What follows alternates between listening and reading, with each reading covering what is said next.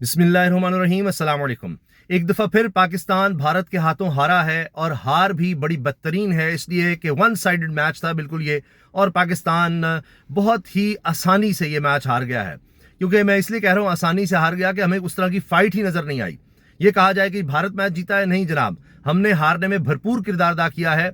और बड़ी मैं समझता हूं कि दुख की बात है कि जिस तरह हमारे प्लेयर्स में से कोई भी सिवाय एक दो प्लेयर्स के कोई खड़ा ही नहीं हो सका। एक बैट्समैन है जो डबल फिगर्स में, दो बैट्समैन डबल फिगर्स में दाखिल होते हैं, जिनमें से एक कोई 6 स्कोर करता है। बॉलिंग में साइम अयूबी भी नजर आते हैं। तो ऐसे लग रहा है कि मैच स्टार्ट होने से पहले ही, यानी जिस तरह से टॉस का मामला है वो भी कंट्रोवर्शियल इसलिए हो गया कि हमें टॉस जीतने के बाद शायद पहले बैटिंग लेनी चाहिए थी, बॉलिंग नहीं लेनी चाहिए थी।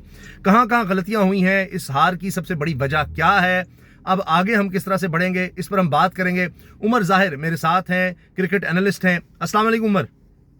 वालेकुम अस्सलाम उसामा भाई, क्या हाल चाल है? अल्लाह का शुक्र है। उमर, ये बताएं, आपकी नज़र में सबसे बड़ी वजह पाकिस्तान की इस शिकस्त की क्या है? देखें, अगर हम फाइट करके हारते तो शायद इतना दुख ना होता। ये तो बिल्कुल वन साइडेड मैच था। 60 रन की यानी लीड से भारत जीता है, और मैच में कहीं भी हम, सिवाय मेरे ख्याल पहले ओवर के, उसके अलावा कहीं भी हम मैच में नजर ही नहीं आए। जी बिल्कुल, मैं समझता हूँ जो सबसे बुनियादी वजह है पाकिस्तान की इस तरह एक फ्रस्ट्रेटिंग शिकस्त की, वो ये है कि टैक्टिकली पाकिस्तान बहुत वीक रहा है। एक तो पहले तो टॉस जीत के, जैसे आपने फरमाया कि पाकिस्तान को बैटिंग करनी चाहिए थी और अपने आप को चांस देना चाहिए था, क्योंकि विकेट ऐसी प्लेसिड कंडीशन है श्रीलंका की, ये इंडिया की तरह नहीं है। यहाँ बॉल रुकती है, मिडिल ओवर्स में जो है बैटर स्ट्रगल करते हैं, जैसे कि इंडियन बैटर्स ने किया भी। तो आपको पता है आपकी स्ट्रेंथ जो है बॉलिंग है, बैटिंग नहीं है। हमेशा से हम कभी चेजर अच्छे नहीं रहे पहले जो दूसरी इनिंग्स में बैटिंग करते हुए, तो वहां से पाकिस्तान बिल्कुल जो है वीक पड़ गया। फिर दूसरा ये जब अभिषेक शर्मा की आपने विकेट ली, तो पाकिस्तान को अटैक करना चाहिए था, क्योंकि आपको पता है पिछले 6-7 महीने में कोई बैटिंग ब्रिलियंस है अगर इंडिया की, तो वो अभिषेक शर्मा है। तो उनको जब कंटेन कर लिया, जीरो पे आपने आउट कर लिया, तो आपको अपना बेस्ट बॉलर लेकर आना चाहिए था। आपको पता है कि स्पिनर्स को आपने डोमिनेट करवाना है, और हो भी रहे हैं। तो आपने पावर प्ले में शहीन शाह अफरीदी को ओवर दे दिया, जो कि बिल्कुल जो है अपने बेस्ट शेप में नहीं है। और मैं ये भी समझता हूँ कि जिस तरह से वो परफॉर्म कर रहे थे, it would had been better कि सलमान मिर्जा को इंडक्ट करते। और बहुत सी वजूहत है। फिर दूसरा ये कि फखर जमान को ना खिलाना भी वन ऑफ द रीजन, क्योंकि उनकी फॉर्म ठीक है, इतनी अच्छी नहीं है, लेकिन वो आपके स्क्वाड में सबसे एक्सपीरियंस बैटर फखर जमान है। तो उस एतबार से देखा जाए पाकिस्तान जो है काफी मतलब लूज खेल गया। अच्छा, एक तो हमने कहा टॉस पर ही हमने गलत खेला, लेकिन जिस तरह सलमान आगा ने पहले विकेट ले ली, कमाल था। एक तो ये बताइए कि फहीम अशरफ का फिर हमने क्या करना है? क्या उसको बैट्समैन के तौर पर खिलाना है? क्योंकि एक ऑलराउंडर तो समझ आती है, लेकिन बैटिंग के लिए तो उनकी जगह नहीं फिर बनती। ठीक है, उन्होंने हमें एक मैच जितवा दिया जो हम बिल्कुल हार रहे थे, उनका कैच भी ड्रॉप हुआ, वरना तो नजर आ रहा था कि शायद हम आज टूर्नामेंट से कहीं बाहर हो जाते। लेकिन उनसे बॉलिंग न करवाना, क्या वजह है? वो फिट नहीं है? कोई एक, जब 7 बॉलर्स आप यूज कर रहे हैं और आपका स्टार बॉलर मार खा रहा है, सबसे बुरा शाहीन अफरीदी साबित हो रहे हैं, तो फिर क्या जरूरत है? आप देखिए, शादाब खान भी, क्या उनको भी हम बैट्समैन के तौर पर खिला रहे हैं? बॉलिंग उनकी भी एक ही ओवर में 17 रन उन्होंने खा लिए। जी बिल्कुल, मैं समझता हूँ कि फहीम अशरफ एक तो पाकिस्तान सुपर लीग जो अभी होने वाली है उसमें सबसे महंगे प्लेयरों में उनका शुमार है। और आप ये देखें कि नेदरलैंड्स के खिलाफ भी ऑलमोस्ट मैच हमारे हाथ से चला गया था, तो इट वाज फहीम अशरफ जिन्होंने 3 लगातार छक्के लगाए और पाकिस्तान को जितवाया। तो यहाँ पे मैं समझता हूँ कि एक बार फिर जो है मिस्टेक ये कर रहे, क्योंकि फहीम अशरफ वही बॉलर है एशिया कप के फाइनल में अभिषेक शर्मा को पहले ओवर उन्होंने करवाया था और आउट कर दिया था। और वो इन कंडीशंस के लिए बहुत साजगार है। मतलब बॉलिंग में उनके पास वेरिएशंस है, स्लो ऑफ डिलीवरीज बहुत कराते हैं, प्लान्स को एग्जीक्यूट बहुत अच्छे तरीके से करते हैं। तो कोई फिटनेस का प्रॉब्लम तो नहीं है कि उनको बॉलिंग ना दी जाए, लेकिन मैं समझता हूँ कि कप्तान यहाँ पे और जो कोच से जो है, मैं समझता हूँ मिसमैनेजमेंट हुई है यहाँ पे कहीं ना कहीं। और जहां तक बात है बैटिंग की, तो नवाज से पहले फहीम अशरफ को आना चाहिए, क्योंकि जिस तरह की उनकी फॉर्म लगी हुई थी, तो मैं समझता हूँ कि उनको सही उनका यूटिलाइजेशन नहीं हो रही, उनकी यूटिलिटी सही तरीके से नहीं हो रही। और जहां तक शदाब की बात है, तो डेफिनेटली शदाब खान जो है वो, हालांकि उन्होंने ग्लिम्पसेस में ब्रिलियंस जरूर दिखाई है, लेकिन मैं समझता हूँ कि बहुत कॉस्टली रहे हैं। वो बैटर बेहतर है, लेकिन आज उनके पास अपॉर्चुनिटी थी, उसको इम्प्रोवाइज नहीं कर पाए, और ये बहुत डिसअपॉइंटमेंट है। ये ऐसी हार है कि पाकिस्तान को चुभेगी। देखिए, यानी हम ये भी नहीं कह रहे कि चले कि आप 175 के मुकाबले पर हार रहे हैं तो आप 170 कर लेते हैं, 60-65 एक फाइट तो नजर आती। यहाँ तो 114 पर ही सारी टीम आउट होगी। मैं थोड़े स्टैट्स देखने वालों के साथ शेयर करना चाह रहा हूँ कि भारत ने आगाज किया तो पहले ही हमने विकेट हासिल कर ली थी अभिषेक शर्मा की, वो पाकिस्तान डोमिनेट किया। उसके बाद मुझे मैच में पाकिस्तान डोमिनेट करता नजर नहीं आया। ईशान किशान 77 रन बनाए उन्होंने सिर्फ 40 गेंदों में, 3 छक्के 10 चौके। फिर तिलक वर्मा, उन्होंने 24 गेंदों में 25 रन बनाए। इसी तरह सूर्य कुमार यादव, उन्होंने कंसोलिडेट किया, 29 गेंदों में 32 रन बनाए। हार्दिक पांडे वो बहुत खतरनाक हो सकते थे, 0 पर आउट हो गए।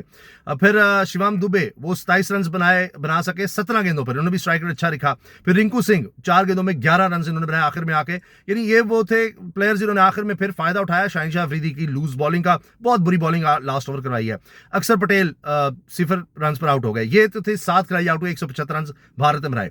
पाकिस्तान की तरफ से सलमान आगा ने 2 ओवर्स कराए, 10 रन दिए, 1 विकेट ली। शाहिनशाह अफरीदी 2 ओवर्स 31 रन, सिर्फ 1 विकेट ली और 15.5 की औसत। साइम अयूब सबसे बेस्ट रहे ओवरऑल दोनों टीम्स में, 4 ओवर्स करवाए, 25 रन दिए सिर्फ और 3 विकेट इन्होंने हासिल की। अबरार अहमद 3 ओवर्स 38 रन दिए, बहुत एक्सपेंसिव रहे। शादाब खान 1 ओवर करवाया, 17 रन दिए। मोहम्मद नवाज 4 ओवर करवाए, 28 रन दिए। उस्मान तारिक उसके बाद हमें बेहतर नजर आए, 4 ओवर्स करवाए, 24 रन दिए और 1 विकेट इन्होंने हासिल की। पाकिस्तान की बैटिंग लाइन पर मैं डिटेल में आने से पहले, क्या आपको लगता है उमर के बाबर आजम को भी अब ड्रॉप कर देना चाहिए और शाहीन अफरीदी को भी? ये 2 हमारे स्टार प्लेयर्स होते थे, आज हमें ये उस तरह नहीं नजर आ रहे, या ये कि कहीं भी परफॉर्म कोई भी नहीं कर रहा तो फिर खाली बाबर आजम को हम क्या कहें? मसला ये है कि एक ना जो नैरेटिव जो इस हवाले से जो है ना काफी ज्यादा तकवीत हासिल कर रहा है कि बाबर आजम का नंबर जेन्युइन नहीं है। मतलब वो आमतौर पे हमने देखा कि ओपनर के तौर पर खेलते रहे हैं, जहाँ पे उनको सक्सेस ज्यादा मिली है नंबर 3 पे।